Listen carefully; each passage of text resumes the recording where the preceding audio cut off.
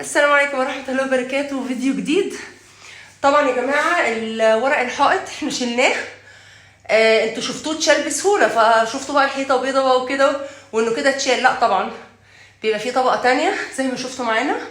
الطبقة ديت بقى هي اللي لازم لو ما اتبلتش عمرها ما هتتشال. فبجد تعبني جدا جدا، خدت وقت طويل جدا فيه زي ما انتوا شايفين اهو، وعملت لون تحفة.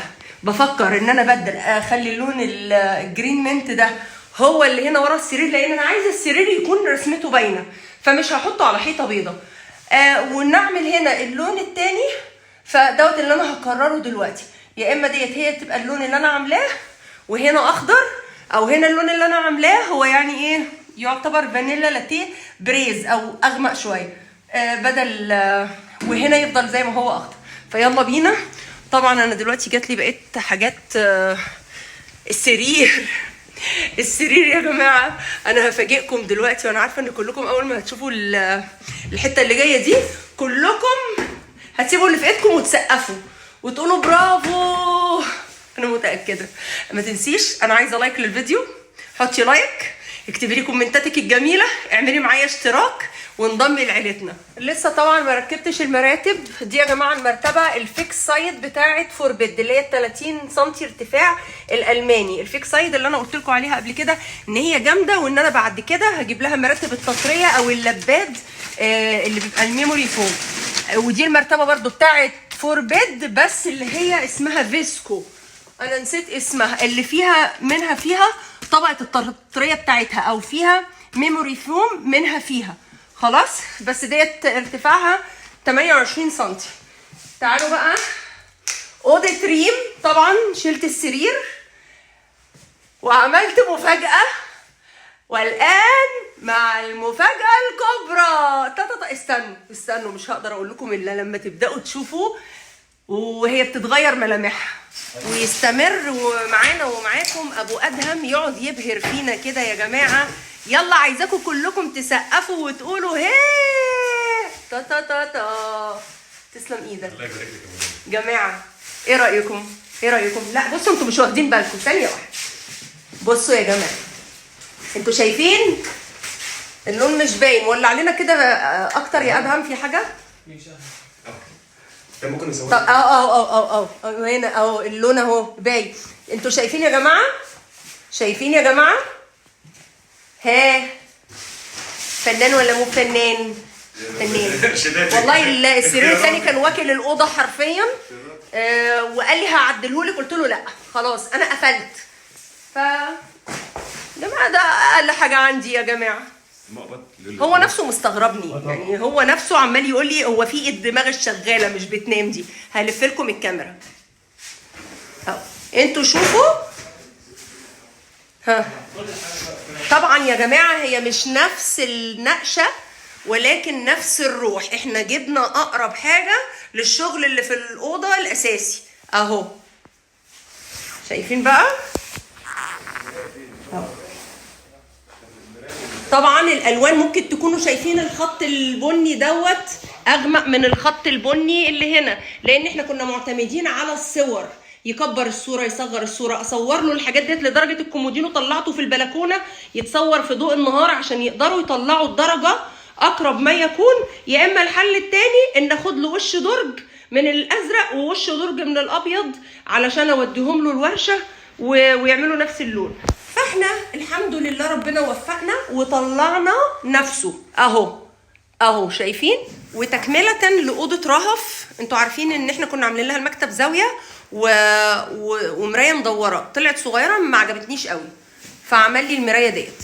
قلت له انا عجباني المرايه اللي شكل السحابه دي، واو تحفه. طب ولو وقفتها نجرب كده، عشان انا عندي ناس بتحب تحط مناخيرها في كل حاجه، فاكيد هيقولوا لي طب ما تعملتيش. تصدقوا كده احلى، كده احلى، حتى هي تبقى واقفه قدامها كده بطولها، وعشان نقدر نحط حاجه الناحيه التانيه. ايه رايكم يا جماعه؟ حلوه برضو يا جماعه. انا ما تنزلتش عن اني اعمل السرير ميكانيزم زي التاني اللي انا فكيته. طبعا التاني ده انا عرضته اصلا للبيع، وبدل ما اخد دول واركبهم في السرير الجديد قلت لا خليه زي ما هو عشان ابيعه زي ما هو كده. وجبنا له ميكانيزم جديد لهنا. بصوا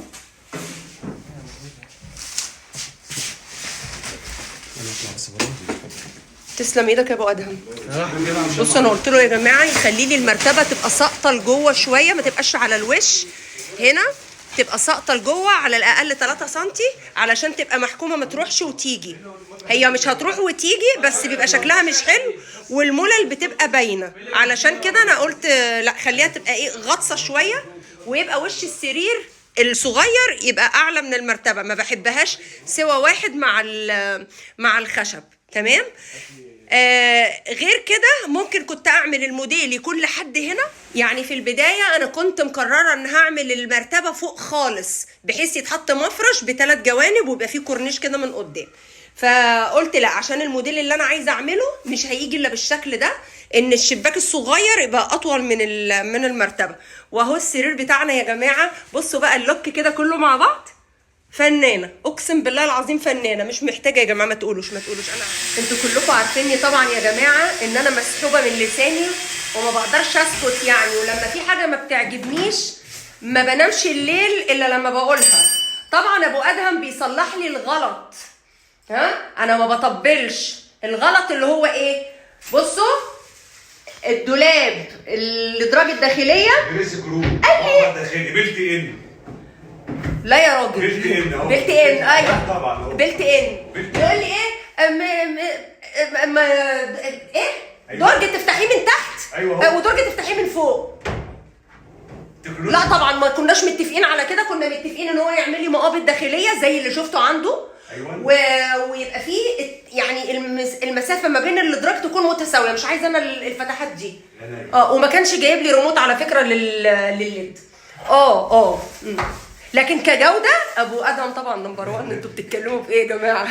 انا قلت اما اوقع قلوبكم شويه يعني. الله يصلح حالك ويبارك لك في اولادك. مرايه عايز الازازه دي البنسه بتاعتها. بصوا بيدور على البنسه بتاعته اللي نسيها قبل كده. محدش بيسيب حقه، محدش. بصوا يا جماعه يعني اقول لكم ايه، فين الزراديه؟ انت فين؟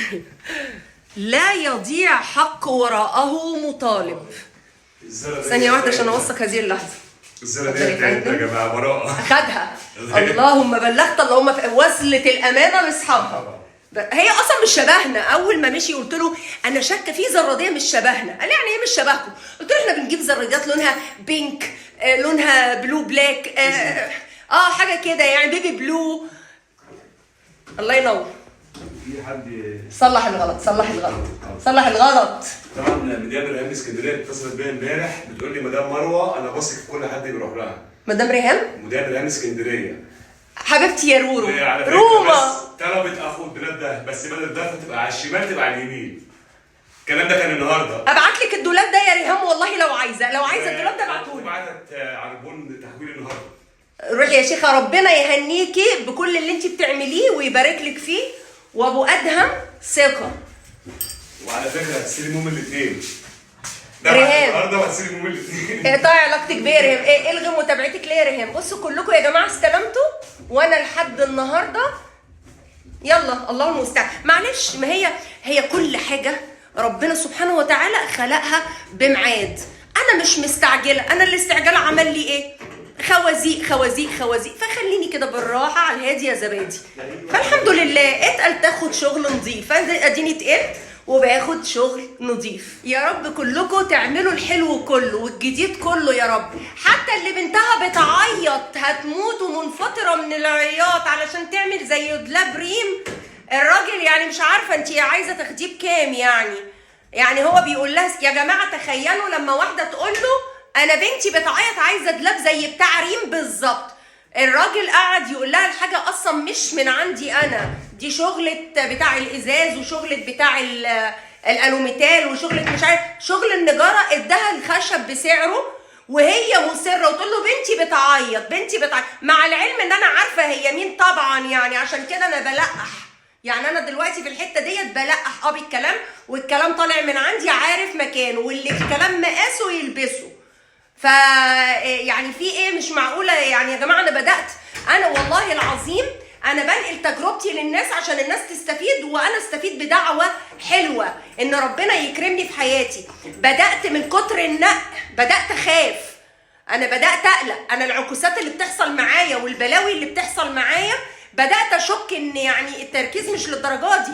توصل لدرجه انك تقولي انا بنتي بتعيط ومنهاره عايزه دلاب اخد تعريم، يعني مش للدرجه دي يعني. مع العلم هي مش متابعه عاديه يعني. خدت بالك يا ادهم ما فرقعتش المره دي. كان حاطط لي السلكه يا جماعه. اي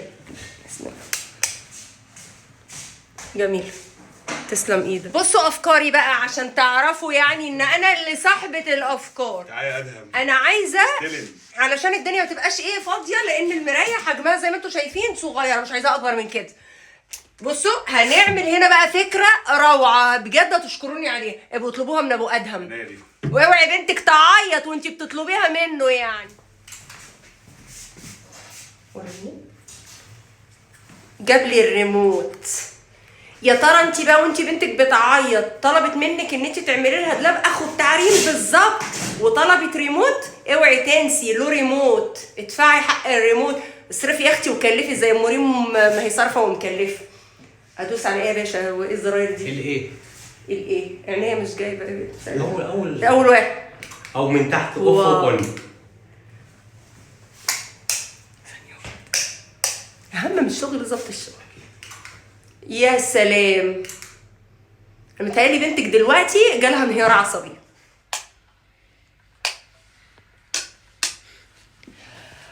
كده بقى يا حبايبي انهي معاكم الفيديو، لان فعلا مش عارفه ايه اللي بيحصل لي، والله بلاقي نفسي هلكت. فرشنا المفرش القمر ده. ايه رايكم بقى يا جماعه؟ انا عارفه ان ذوقي عجبكم. ايه رايك يا ريم؟ تحفه. انت بقى من خلال تصويرك كده يا ريم حاسه ان كده الدنيا متناسقه وجميله؟ جميله مريحه. ما تيجي يا بنتي يا ريم بقى نبيت بقى هنا. مش راضيه يا جماعه تخليني ابيت. وزي ما انتم شايفين والدولاب بتاعنا راكب الليد بتاعنا اهو، شوفوا. بس ده مش معمول له ريموت. الدولاب رهف كبير كله ليد، فدوت ضرفه واحده يعني ريموت. ايه اللي انا هعمله؟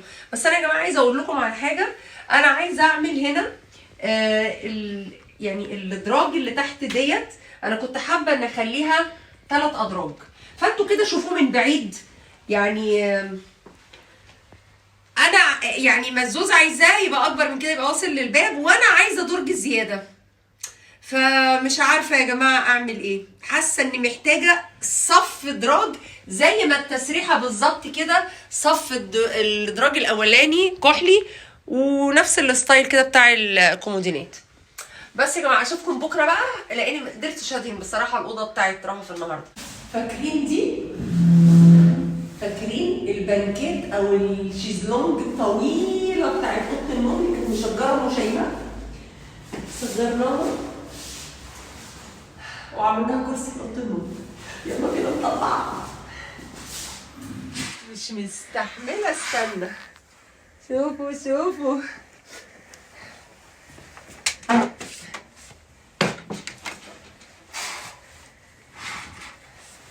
ايه رايكم يا بنات؟ ايه رايكم؟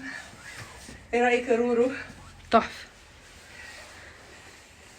في كمان معاها مخدتين اللي هم الطوال المدورين دول، مدفع اسمها مدفع. ممكن برضو اننا نعملها اللون ده ونحط واحده كده اهو. بقى عندنا كرسي في الغرفه. شكرا يا جماعه، شكرا. مش عارفه اوديكي فين يا شطاره بجد. لا استنوا، مدفع مين والناس نايمين؟